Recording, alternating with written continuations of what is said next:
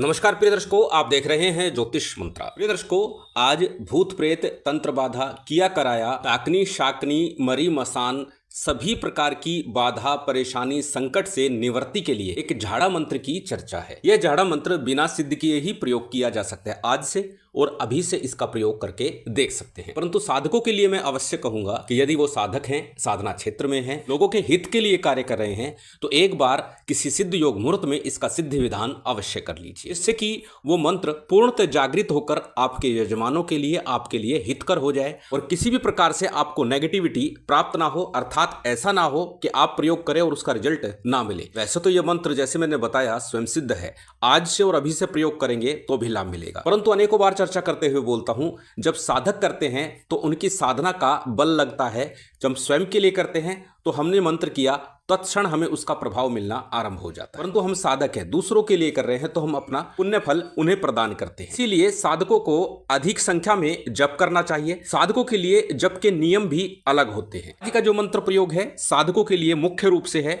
गृहस्थ व्यक्ति केवल मंत्र को समझ ले, जान ले, उसको अच्छे से याद कर ले और फिर उसका प्रयोग कर ले। अब साधकों को इस मंत्र को सिद्ध कैसे करना है, गृहस्थ व्यक्ति को इसका प्रयोग कैसे करना है, या साधक इसका प्रयोग दूसरों के लिए कैसे करेंगे, यही सब चर्चा है। किस प्रकार इसको सिद्ध किया जाए, कैसे सिद्ध किया जाए, किस समय सिद्ध किया जाए, किस सामग्री के साथ किया जाए, इस प्रकार की चर्चा आज इस वीडियो में होने वाली है। अत्यंत सरल विधान और मंत्र अत्यंत प्रभावी है। जैसे कि मैंने आरंभ में कह दिया कि आज से और अभी से इस मंत्र का प्रयोग करके देख सकते हैं, इतना प्रभावी मंत्र है। चलिए अधिक विलंब न करते हुए जान लेते हैं आज के इस मंत्र प्रयोग की विधि विधान को। सबसे पहले हमेशा की तरह बात करेंगे साधना प्रयोग की सामग्री की, कि इस प्रयोग के लिए, साधना के लिए किस प्रकार की सामग्री की आवश्यकता है। सामान्य सी पूजन सामग्री, जिसमें अक्षत पुष्प धूप दीप नैवेद्य फल फूल मिष्ठान, जो व्यवस्था आपकी बन जाए, जितनी बन जाए, अपने इष्ट के निमित्त अपने इष्ट के समक्ष रह करके ये मंत्र जाप आपको करना है। आपके इष्ट चाहे हनुमान जी हो, दुर्गा जी हो, शंकर भगवान हो, गुरु गोरखनाथ हो, कोई भी हो, उनके निमित्त जो भी भोग सामग्री है वो भोग सामग्री लेनी है, और जो भी पूजा पाठ की सामग्री ले सकते हैं वो सामग्री ले लीजिएगा। उनके समक्ष बैठ करके ही इस मंत्र का विधान करना है। अब कब करना है, किस दिन करना है, जैसे कि मैंने बताया इष्ट के निमित्त बैठ करके ये करना है। तो यदि आप हनुमान जी के उपासक हैं तो मंगलवार शनिवार का दिन बेहतर होगा इस मंत्र जाप के लिए।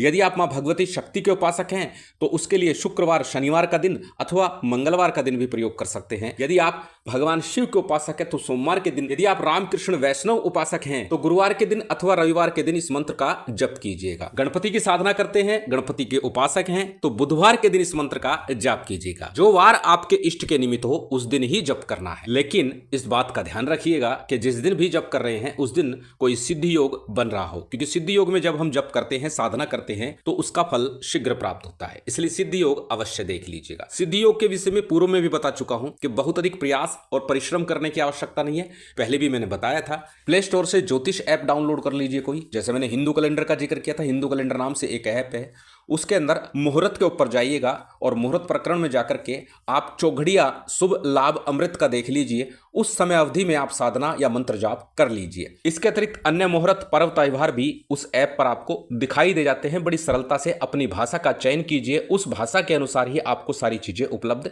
हो जाएंगी। इसलिए जब भी कोई साधना करे तो सिद्ध योग मुहूर्त के अनुसार अवश्य करें। अब जानते हैं किस समय इस साधना को, इस मंत्र जाप को पूर्ण करना। इस साधना के लिए, इस मंत्र जाप के लिए कोई भी समय उपयुक्त है जब सिद्ध योग चल रहा हो। प्रातः काल, संध्या काल, रात्रि काल, किसी भी समय इस मंत्र का जप किया जा सकता है। कहां करें, घर में करें अथवा अपने इष्ट के मंदिर में जाकर करें अथवा भगवान शिव के मंदिर में या गुरु गोरखनाथ जी के स्थान पर धूणे पर जाकर इस मंत्र का जप किया जा सकता है। एक ही माला जप पर्याप्त होगा, परंतु साधकों के लिए बार बार बोलता हूं कि अधिकस्य अधिकम फलम, जितना अधिक करेंगे उतना श्रेष्ठ होगा। क्योंकि सामान्य जन के लिए जब हम कार्य करते हैं तो अपने तप का, अपनी साधना का बल देना पड़ता है। इसीलिए जितना अधिक हो सके उतना सिद्ध योग मुहूर्त में इस मंत्र का जप कर लीजिए। अब इस मंत्र का जप कैसे करना है, सबसे पहले अपने घर में, मंदिर में या जहां भी आप बैठे हैं साधना के लिए, पूजा के लिए, तो प्रातःकाल कर रहे हैं तो बार बार बोलता हूं पूर्वाभिमुख होना ज्यादा श्रेयकर होता है, तो पूर्वमुख होकर बैठ जाइए। संध्या काल या रात्रि काल में करते हैं तो उत्तर अथवा पश्चिम मुख होकर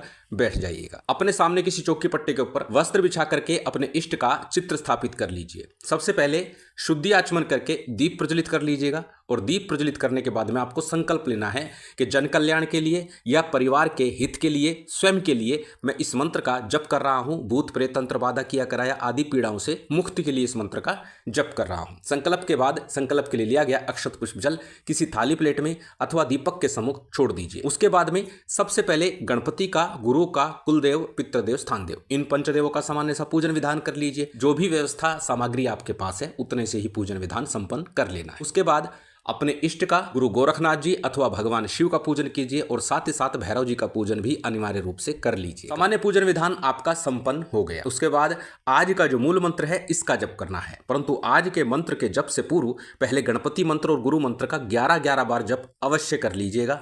वैसे तो यह मंत्र स्वयं सिद्ध है, किसी भी प्रकार के विधान की आवश्यकता नहीं थी, परंतु साधकों के लिए यह मुख्य है। तो गणपति गुरु मंत्र का यथाशक्ति यथासंभव जप कीजिए 11 बार, 21 बार अथवा एक माला। गणपति मंत्र के रूप में कोई भी गणपति का मंत्र आप जप सकते हैं। ओम गंग गणपति नमः, ओम गणेशाय नमः, ओम वक्रतुंडाय नमः। बात करें गुरु मंत्र की तो गुरु दीक्षा के समय मिला मंत्र गुरु मंत्र कहलाता है। उसी गुरु मंत्र का आपको जप करना है। यदि गुरु दीक्षा नहीं ली तो भगवान शिव के पंचाक्षरी मंत्र ओम नमः शिवाय का अथवा गुरु गोरखनाथ जी के ओम गुरु गोरक्षनाथाय नमः, इस मंत्र का आपको जप करना है 11 बार, 21 बार अथवा एक माला का। उसके बाद आज का जो मूल मंत्र है इसका जप कर लेना है। साबर सिद्धि मंत्र के जप की आवश्यकता यहाँ विशेष नहीं है क्योंकि ये मंत्र अपने आप में ही पूर्ण है, परंतु साबर सिद्धि मंत्र का भी 11 बार जप करेंगे तो उत्तम होगा, आवश्यकता विशेष नहीं है। साबर सिद्धि मंत्र पुनः एक बार स्क्रीन पर दे रहा हूं, यदि कर सके तो इसका भी 11 बार जप अवश्य कर लीजिएगा। बात करें आज के मंत्र की, अत्यंत सरल है, परंतु पहले मंत्र को अच्छे से कंठस्थ कीजिएगा, याद कीजिएगा, उसके बाद साधना प्रयोग को आरंभ कीजिएगा। क्योंकि झाड़ा लगाते समय, मंत्र जाप करते समय या फिर किसी के लिए प्रयोग करते समय मंत्र भूल गए तो प्रयोग तो अपूर्ण रहेगा ही, पूर्ण नहीं हो पाएगा, परंतु इसका विपरीत परिणाम भी कई बार मिल जाता है। क्योंकि जब हम कोई प्रयोग करते हैं तो उसमें त्रुटि नहीं होनी चाहिए, अन्यथा विपरीत परिणाम मिलने की संभावनाएं बन जाती है। तो चलिए अब जान लेते हैं उस विशेष खास मंत्र को। मंत्र आपकी स्क्रीन पर स्क्रीनशॉट ले सकते हैं, किसी कॉपी नोटबुक में नोट कर सकते हैं। मंत्र को एक बार बोल करके बता देता हूं। मंत्र इस प्रकार है। मंत्र चलाए, मंत्र की शक्ति से अमुक को किया कराया, लगा लगाया, डाकनी शाकनी प्रेतनी भूतनी चांडालनी ब्रह्म राक्षस की छाया चली जाए, नजर टोक झर जाए, जिए तो मौज ले, मरे तो शमशान जले, लूनो मरघट पीर, हनुमान जति, गोगा जाहर पीर, नवनाथ नव दुर्गाओं, नगर खेड़ा, सती पित्र की दुहाई, जो अमुक व्यक्ति को अमुक रोग से, ग्रह पीड़ा से, नजर टोक से, भूत प्रेत से छुटकारा ना मिले। बस इतना सा सरल सा मंत्र है। इस मंत्र के द्वारा जहां भूत प्रेत तंत्र बाधा से मुक्ति मिलती है, नजर टोक कट जाती है, हट जाती है, वहीं ग्रह पीड़ा से भी मुक्ति मिल जाती है। इस मंत्र का आपको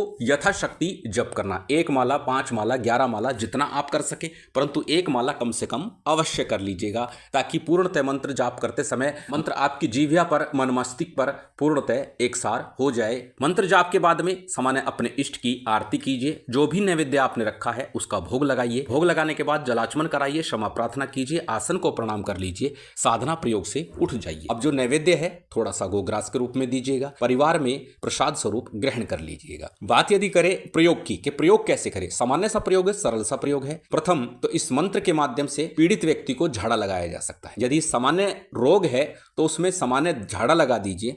यदि भूत प्रेत या मसान आदि है तो दीपक लगाइए अपने इष्ट के सम्मुख और उसको दीपक की तरफ देखने के लिए कहिए, इस मंत्र का 7 बार झाड़ा लगाते जाइए। ऐसा 3 दिवस कर दीजिए। किसी भी प्रकार का कठिन से कठिन रोग हुआ उससे निजात मिल जाएगी। साथ ही भभूत पढ़कर इस मंत्र से दी जा सकती है। साथ ही जल को अभिमंत्रित करके छिड़का जा सकता है, घर में, व्यापार स्थल पर, या रोगी को पिलाया जा सकता है। अत्यंत सरल से भी सरल प्रयोग है, कोई भी व्यक्ति सरलता से इन प्रयोगों को कर सकता है और मंत्र भी अत्यंत सरल है। भूत प्रेत तंत्र बाधा, किसी भी प्रकार की परेशानी से आप पीड़ित हैं, परेशान हैं, समस्याएं चलती रहती है, नकारात्मकता घर में बनी हुई है, तो एक बार इस प्रयोग को करके लाभ अवश्य उठाइए। शिव शक्ति की विशेष कृपा आप सभी को प्राप्त हो, यही कामना है। उम्मीद करता हूं आज की ये जानकारी, ये वीडियो आपको अच्छी लगी होगी। यदि अच्छी लगी हो तो कृपया लाइक कीजिएगा, शेयर कीजिएगा। यदि चैनल पर नए हैं तो सब्सक्राइब कर बेल आइकन बटन दबा दीजिएगा। जय माता दी, जय श्री राम।